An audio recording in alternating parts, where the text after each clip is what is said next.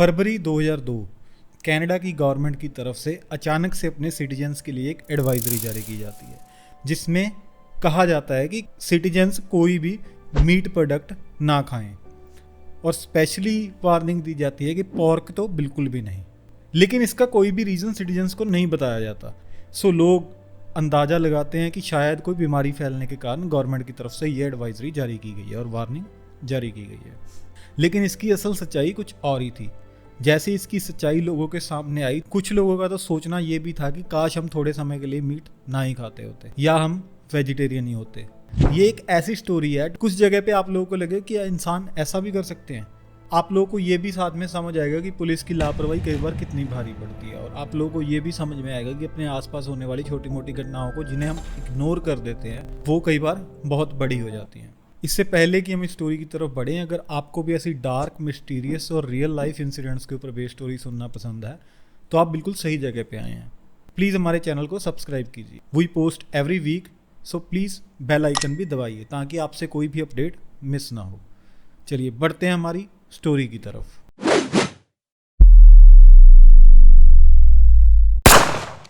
(1949) port Coquitlam, Canada, British Columbia, Vancouver से करीब 30 kilometre दूर एक पिग फार्मर और उसकी फैमिली रहती थी। और वो उस फैमिली में पैट्रिक पिक्टन और उसके साथ उसकी वाइफ लुइस पिक्टन और उसके 3 बच्चे, रॉबर्ट पिक्टन जो कि तभी पैदा हुआ था, एक और बेटा डेविड और एक बेटी ब्रैंडी, ये सभी उसी पिग फार्म के ऊपर ही रहते थे।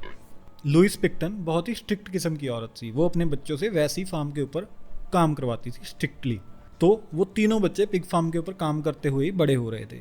जैसे ही रॉबर्ट 14 साल का हुआ, उसने स्कूल छोड़ दिया और वो एक कसाई की जॉब करने लगा। 7 साल तक कसाई की जॉब करने के बाद उसने अपना फैमिली बिजनेस ही ज्वाइन कर लिया। कुछ ही समय बाद 1979 में पैट्रिक पिक्टन की डेथ हो जाती है। उसके 1 साल बाद ही उसकी पत्नी लुइस की भी, और ये तीनों बच्चे फार्म पे अकेले रह जाते हैं। बहुत बड़ा पिग फार्म होने के कारण लड़की का वहाँ पे अकेले रहना मुश्किल था, इसीलिए रॉबर्ट और डेविड की बहन ब्रैंडी अपने किसी रिश्तेदारों के यहाँ शिफ्ट हो जाती है, और वहाँ पे रॉबर्ट और डेविड ये दोनों भाई ही बचते हैं। ये लोग अपना पिग फार्म का वैसे ही काम चला रहे थे। करीब 1 डेकेड तक वो लोग अपना फार्म वैसे ही चलाते रहते हैं। उन लोगों के पास बहुत सारे वर्कर भी काम करते थे उस समय पे। काम करते करते डेविड को लगता है कि मुझे पिग फार्मिंग में कोई इंटरेस्ट नहीं है, सो वो भी अपने भाई से अलग हो जाता है और वो वहाँ पे एक कॉटेज बना के रहने लगता है। इसके बाद पिग फार्म की सारी जिम्मेवारी रॉबर्ट के ऊपर आ जाती है। तो रॉबर्ट अपना पिग फार्म वैसे ही चलाता रहता है, लेकिन कुछ समय बाद पिग फार्म का काम डिक्लाइन में चला जाता है और काम काफ़ी कम हो जाता है, और उनके पास वर्कर घटते घटते सिर्फ एक ही वर्कर बचता है, और रॉबर्ट और वो एक वर्कर, 2 ही लोग बचते हैं जो फार्म के ऊपर काम करते थे। उस वर्कर का नाम था बिली हिस्कॉक्स।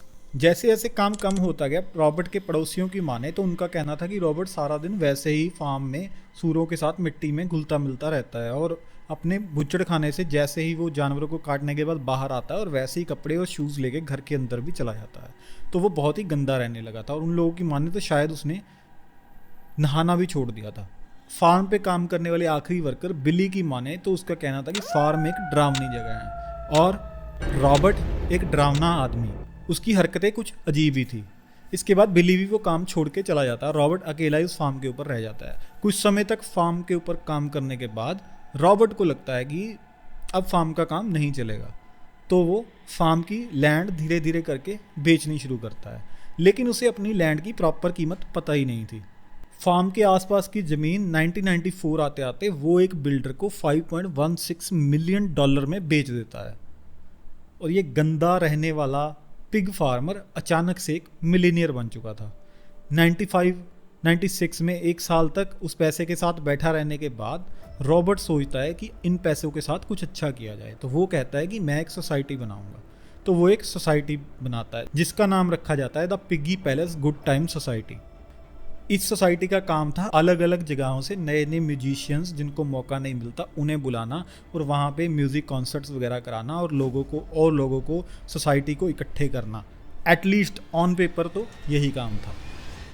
लेकिन असलियत माने तो वहाँ पे ऐसी पार्टी होती थी like rave party type parties, जहाँ पे मोस्टली ड्रगीज को ही बुलाया जाता था।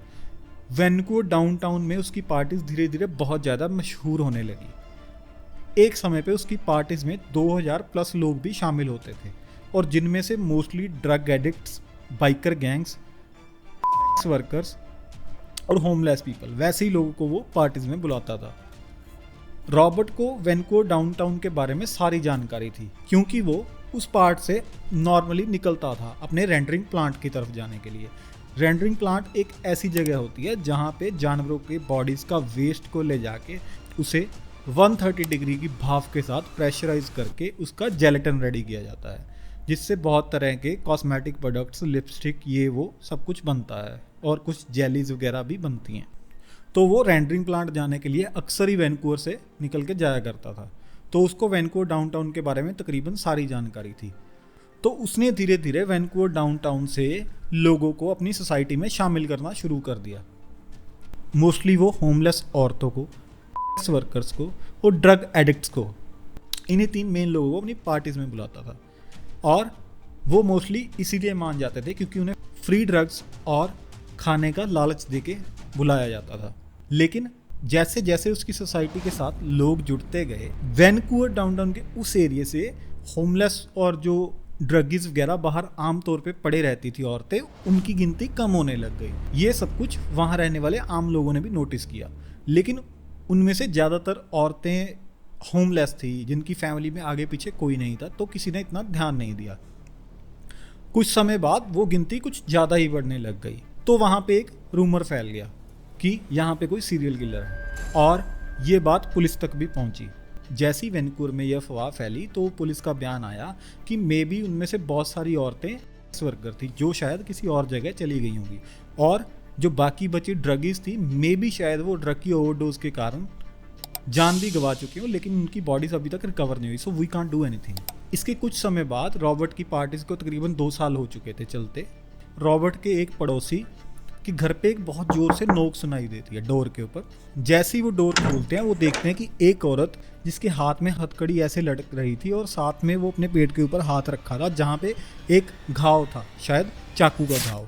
वो साथ के साथ उसे अंदर बुलाते हैं और एम्बुलेंस को कॉल करते हैं। साथ के साथ उसे हॉस्पिटल में भेज दिया जाता है। हॉस्पिटल में सर्जरी से बाहर आने के बाद रिकवरी के टाइम वो पुलिस को बताती है कि मैं रॉबर्ट के घर में थी पार्टी के लिए, और उसने एकदम से मुझे हथकड़ी लगाई और मुझे बांधने की कोशिश की और एक चाकू निकाल के मेरे ऊपर हमला कर दिया। मैंने खुद को बचाने के लिए वो चाकू उससे छीन के उसके मुंह के ऊपर उसी चाकू के साथ अटैक किया और मैं वहाँ से भाग गई। इतने में उसी हॉस्पिटल में रॉबर्ट भी अपना इलाज करवाने आता है, और वो जो चाकू का जख्म है उस औरत के बताए जैसा ही था।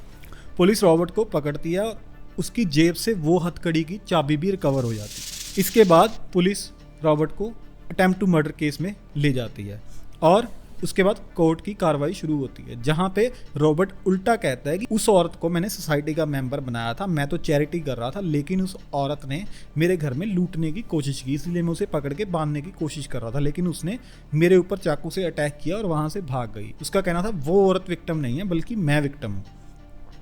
इसके बाद वो औरत भी थोड़ी डर के कारण कोर्ट में कभी पेश नहीं होती वापस। इसके बाद रॉबर्ट के सारे चार्जेस ड्रॉप करके उसको आज़ाद कर दिया जाता है, और वो अपनी पार्टीज वगैरह वैसे ही शुरू कर देता है। उससे थोड़े समय बाद बिली हिचकॉक किसी औरत को लेके पुलिस के पास पहुंचता है और कहता है कि इस औरत ने रॉबर्ट के घर में बहुत सारी औरतों के कपड़े और सामान का ढेर लगा हुआ एक जगह पे देखा है। लेकिन अचानक से रॉबर्ट के डर से वो औरत अपने बयानों से मुकर जाती है और पुलिस को उसके घर का सर्च वारंट नहीं मिल पाता। तो इसके बाद इस केस को इग्नोर करके पुलिस अपने काम में फिर से बिजी हो जाती है। करीब 2 साल और बीत जाते हैं, और उसके बाद 2002 में रॉबर्ट के पास काम करने वाला एक पुराना वर्कर पुलिस के पास पहुंचता है, और वो कहता है कि मैंने रॉबर्ट के पास इलीगल वेपन्स देखे हैं रॉबर्ट के फार्म पे।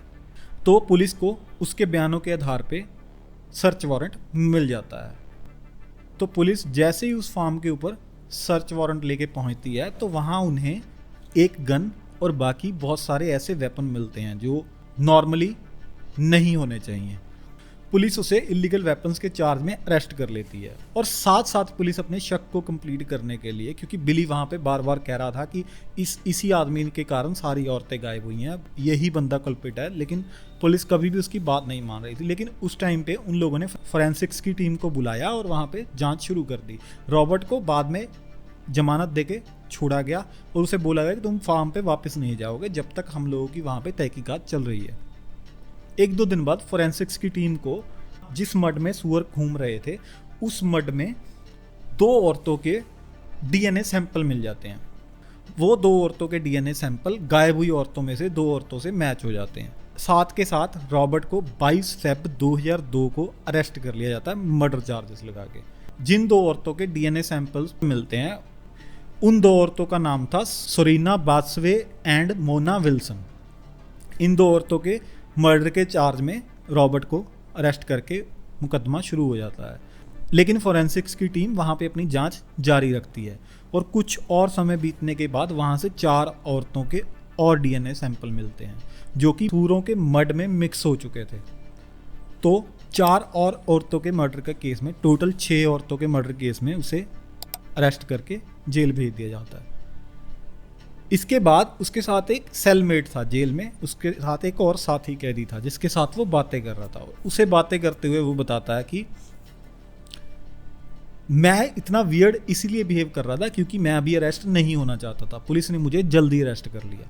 मैंने अब तक, वो बताता है कि मैंने अब तक 49 औरतों का कत्ल किया है और मैं इसे इवन करना चाहता था और पुलिस ने मुझे जल्दी अरेस्ट कर लिया।